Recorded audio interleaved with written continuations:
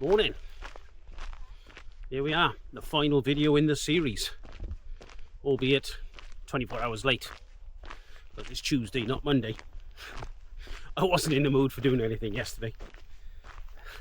Post-race, I was knackered, so there was no way anything was going to happen yesterday. Although I did manage to get some time on feet walking, a very short one, very short, gentle one, minimum elevation, etc.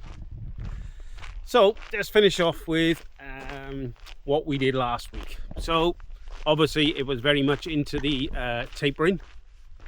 So I've got cheat notes on my phone here. So I did do a bit of walking and I did do one final run last week, just to keep things ticking over before race day.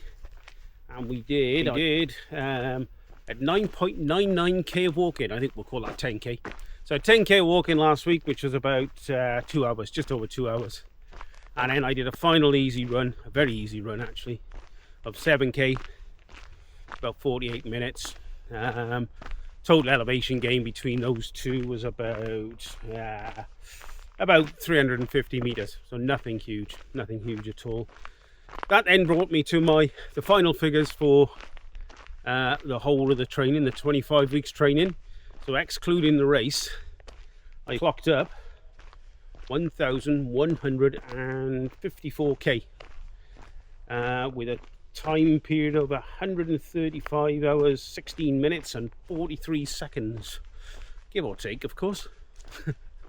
And then my elevation gain was 15,382 meters, which was pretty impressive in my books, considering I've only been doing this like a year and a half. So then it brings us to Sunday and the race day, what it was all coming down to. So it was a good day. I was still a bit apprehensive right up to the start line, but like every start line, the buzz was brilliant. So I'm going to do a more in-depth video on the good bits, the bad bits. The jury is still out on bits, but basically, yes, the distance was 50k, and yes, I completed it without a DNF. It was a bit slower than I intended, or no, a bit slower than I thought I would do it in. I actually did it in 10 hours 38 minutes. I must admit I was expecting a bit quicker than that, but in my defense, or call it an excuse if you wish, I actually think there was a lot of the sections were non-runnable to some of my sort of technical capability, trail capability and fitness level. So maybe I underestimated it myself, I don't know. And then the elevation gain was 2,376 meters or something like that. But the elevation gain, that's not an issue with me. I love the mountains anyway. So, but there we go. I was pleased with that. I've got a long documentary video coming out on that as well shortly. Maybe after this one, later today or tomorrow probably.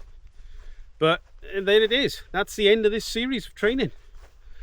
What am we going on to next? Well, I don't know it. Well, I do know at present. I was going to do the Ultra Trail Dubai, the 53k one.